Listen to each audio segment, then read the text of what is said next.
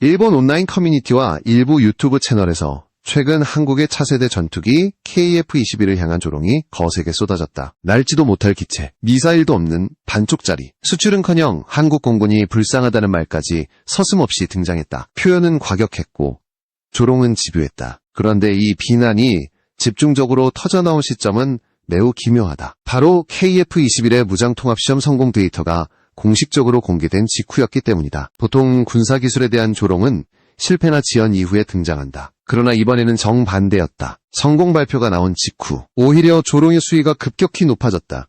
이 시점에서 중요한 질문이 하나 생긴다. 정말 KF-21은 일본 네티즌들이 말하는 것처럼 날지도 못하는 모형에 불과한가? 미사일도 없고 실전 능력도 없는 허울뿐인 전투기인가? 아니면 그 조롱과는 완전히 다른 현실이 이미 하늘 위에서 전개되고 있는 것인가? 이 질문에 답하기 위해서는 감정적인 반응이 아니라 이미 공개된 공식 데이터와 해외의 평가를 차분히 살펴볼 필요가 있다. 2024년 5월 8일 한국방위사업청은 KF-21의 핵심 시험 성공 소식을 공식 발표했다. 발표 내용의 핵심은 단순하지 않았다. KF-21이 유럽산 최첨단 공대공 미사일인 미티어의 실사격 시험을 성공적으로 마쳤다는 것이었다. 실험은 형식적인 발사가 아니었다. 87km 거리에서 무인 표적을 추적했고 미사일은 표적 1m 이내까지 접근하며 요격 능력을 입증했다. 이는 단순히 발사 버튼을 눌러 미사일이 나갔다는 수준이 아니라 탐지, 추적, 유도, 타격에 이르는 전체 교전 체계가 실제 작동했음을 의미한다. 같은 날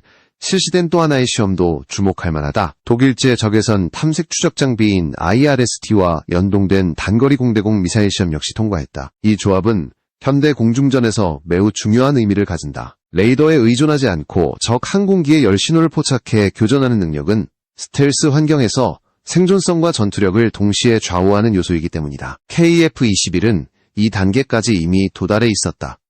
미티어 미사일은 단순한 무장이 아니라 유럽 방산기업 MBDA가 개발한 램제트 방식 공대공 미사일로 최대 사거리는 200km 이상으로 평가된다. 현재 영국, 프랑스, 독일, 이탈리아 공군이 실제 운용 중이며 유로파이터와 라팔 같은 유럽 주력 전투기에 이미 통합된 검증된 무장이다. 이런 무장은 통합 자체가 매우 까다롭다. 기체의 레이더, 사격 통제 시스템, 데이터 링크, 소프트웨어가 모두 완벽하게 맞물려야만 실사격 시험을 통과할 수 있다. 그런데 KF-21은 이 미티어를 통합한 네 번째 전투기가 되었다. 라팔, 유로파이터, 그리펜 다음이다. 개발 중인 신형 전투기라는 점을 감안하면 이는 매우 이례적인 속도다. 조롱의 대상이 되어야 할 기체가 아니라 오히려 기존 강국들과 같은 무장체계를 공유하는 단계에 진입한 셈이다. 이후의 움직임은 더욱 분명하다. 2024년 11월 한국방위사업청은 MBDA와 미티어 미사일 100발 구매 계약을 체결했다. 이는 시험 성공에 대한 일회성 이벤트가 아니라 실제 작전 배치를 전제로 한 결정이다. 미티어는 2026년 말부터 순차적으로 인도될 예정이며 KF-21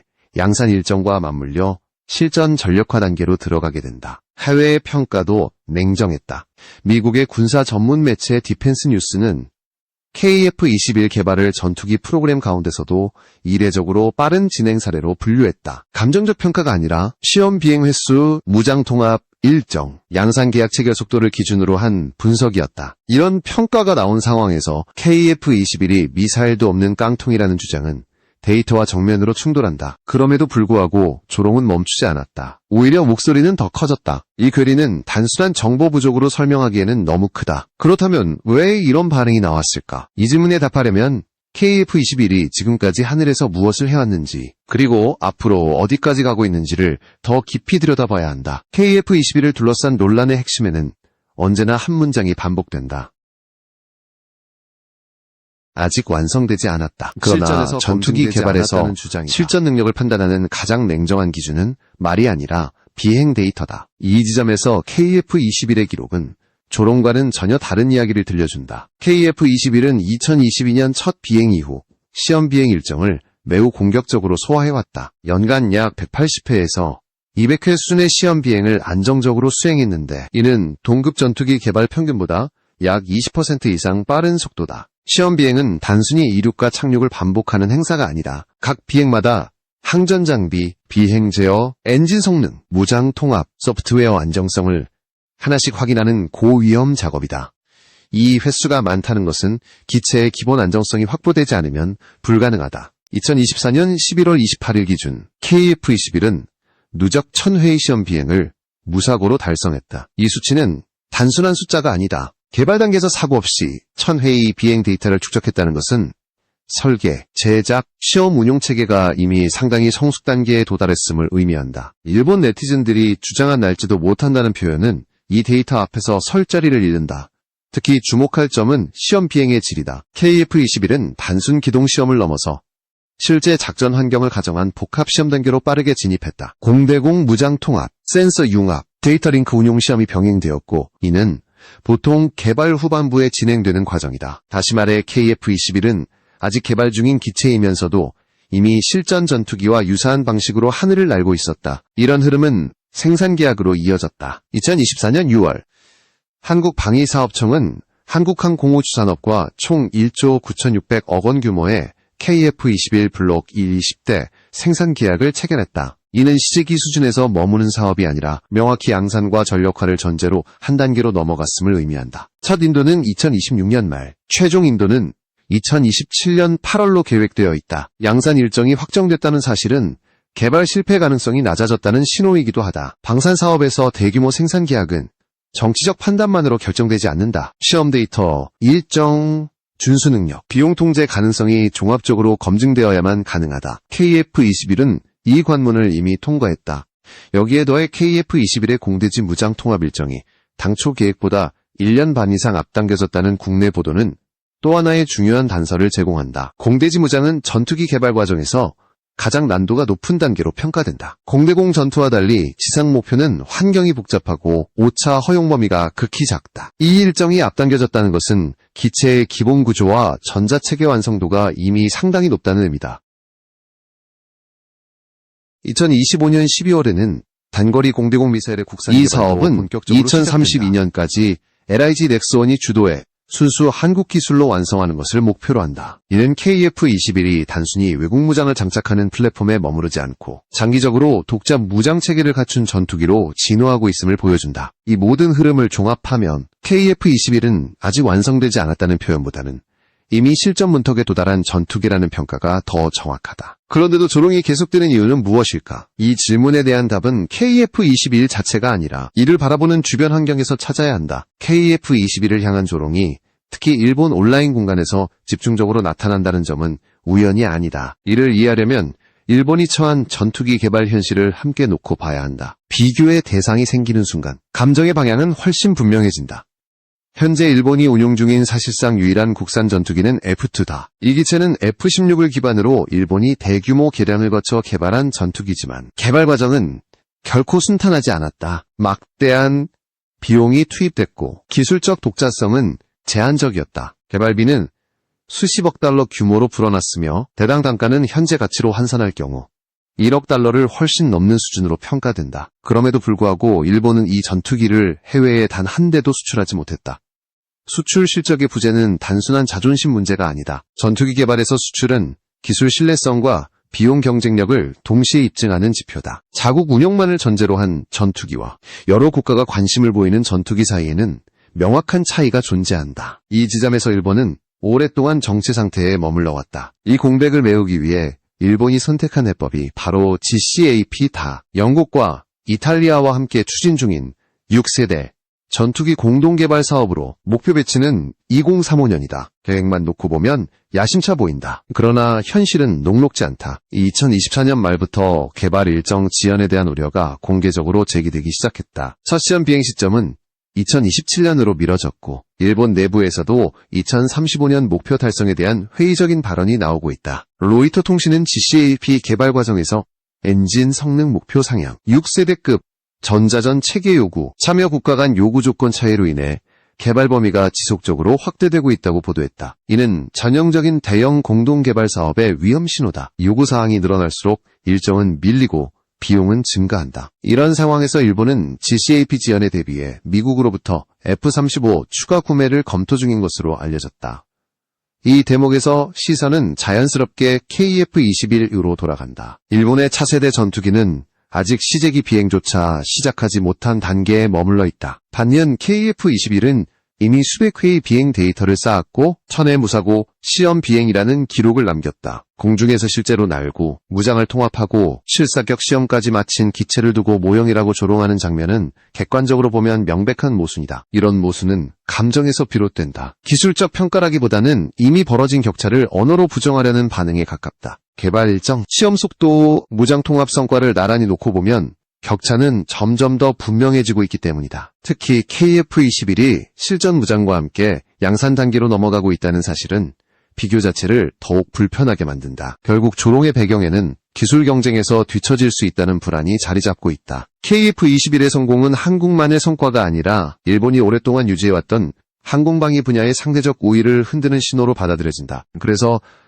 데이터가 공개될수록 비행 횟수가 늘어날수록 오히려 감정적인 반응은 더 거칠어지는 것이다. 하지만 전투기의 가치는 온라인 댓글에서 결정되지 않는다. 하늘에서 축적되는 데이터와 실제 운용 성과가 모든 것을 말해준다. 그리고 그 무대는 이제 한국만의 이야기를 넘어 국제시장으로 확대되고 있다. 국제시장으로 시선을 돌리면 KF-21을 둘러싼 분위기는 온라인 조롱과는 완전히 다르다. 각국이 전투기를 바라보는 기준은 단순하다. 실제로 날고 있는가? 언제 전력화되는가? 그리고 감당 가능한 비용인가? 이 세 가지 질문 앞에서 KF-21은 점점 더 분명한 답을 제시하고 있다. KF-21의 획득 비용은 블록일 기준으로 약 900억 원에서 1200억 원 수준으로 관리되고 있다. 같은 시기 도입되고 있는 F-35A의 대당 획득 비용이 1400억 원을 훌쩍 넘는다는 점을 고려하면 KF-21은 분명한 가격 경쟁력을 확보한 전투기다. 전투기 도입에서 중요한 것은 단순한 기체 가격이 아니다. 운영 비용이 뒤따른다. 시간당 비행 비용 역시 KF-21은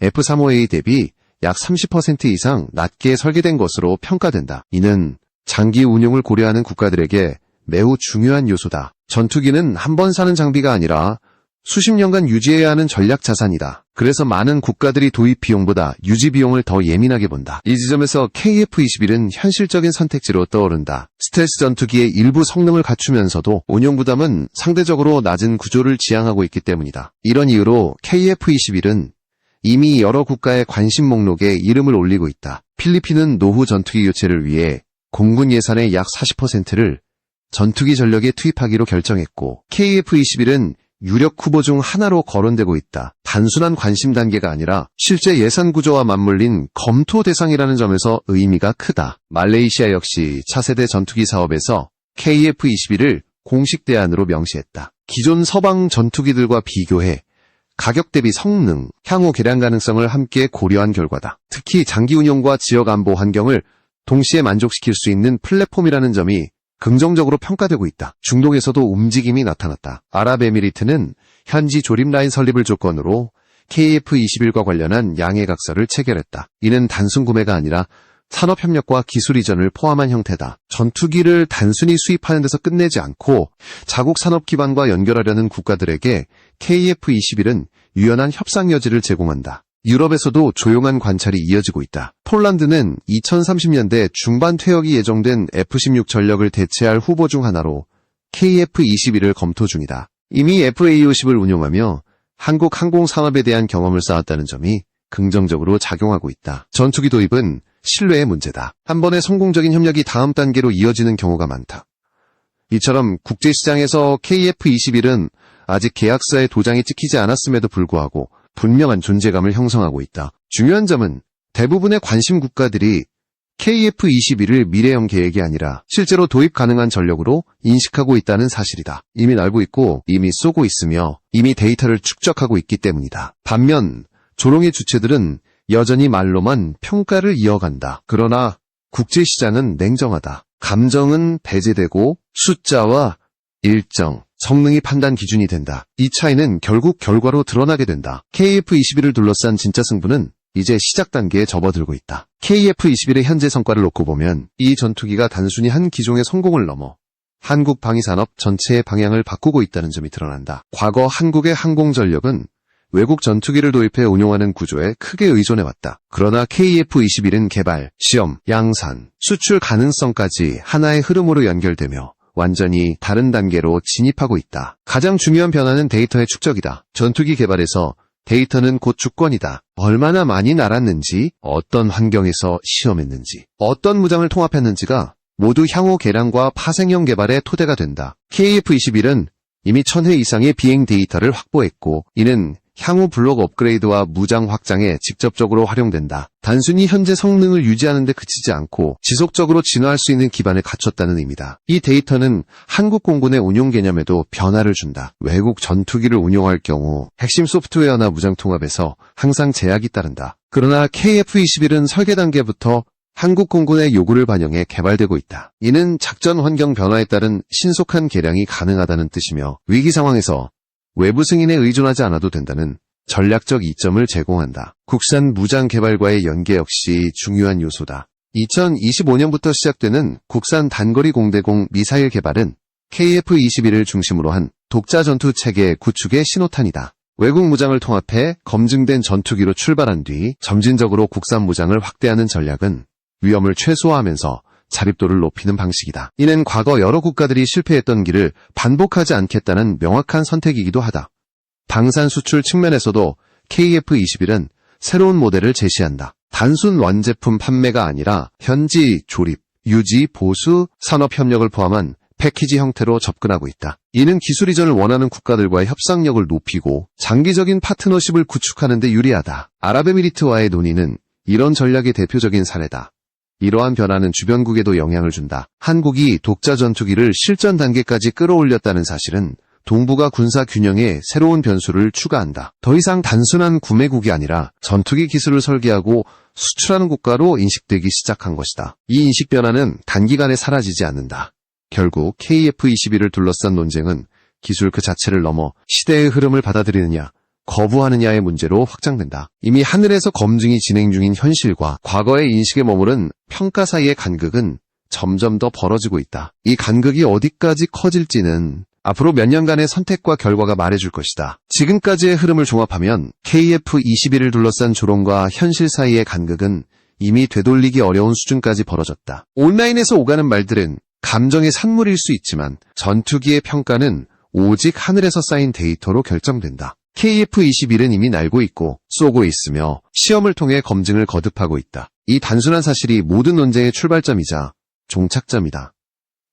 중요한 것은 KF-21이 완성형이라고 주장하는 것이 아니다. 어떤 전투기도 첫 배치 순간에 완벽하지 않다. 진짜 경쟁력은 얼마나 빠르게 보완하고 얼마나 유연하게 진화할 수 있느냐에 있다. KF-21은 개발 일정, 시험 비행 속도, 무장 통합성과 비용 통제라는 4가지 핵심 지표에서 이미 안정적인 궤도에 올라섰다. 이는 실패를 전제로 한 조롱이 설자리를 점점 좁힌다. 또 하나 주목해야 할 점은 시간이다. 일본의 차세대 전투기 계획은 여전히 종이 위에서 조율 중인 반면 KF-21은 매달 새로운 데이터가 추가되고 있다. 격차는 정체된 순간에 생기지 않는다. 한쪽이 움직이고 다른 한쪽이 머뭇거릴 때 벌어진다. 이 시간의 차이가 몇 년 뒤 전력화와 수출 실적으로 이어질 가능성은 점점 커지고 있다. 국제시장 역시 이 흐름을 읽고 있다. 구매국들이 묻는 질문은 단순하다. 언제 받을 수 있는가? 얼마로 운용할 수 있는가? 그리고 위험은 얼마나 관리되고 있는가? KF-21은 이 질문들의 구체적인 숫자와 일정으로 답할 수 있는 단계에 들어섰다. 이것이 말이 아니라 계약 논의로 이어지는 이유다. 결국 KF-21을 둘러싼 조롱은 기술에 대한 평가라기보다 이미 변해버린 현실을 인정하기 어려운 심리의 반영에 가깝다. 그러나 군사기술의 세계에서는 감정이 결과를 바꾸지 않는다. 축적된 데이터와 실제 운용 성과만이 남는다. 그리고 그 데이터는 지금 이 순간에도 계속 쌓이고 있다. KF-21은 더 이상 가능성의 이름이 아니다. 이미 진행 중인 과정이며 되돌릴 수 없는 흐름이다. 몇 년 뒤 오늘의 조롱은 기록으로 남을 것이다. 반면 하늘에서 축적된 수천 회의 비행 데이터는 다음 세대 전투기의 출발선이 된다. 이 차이가 바로 말과 현실의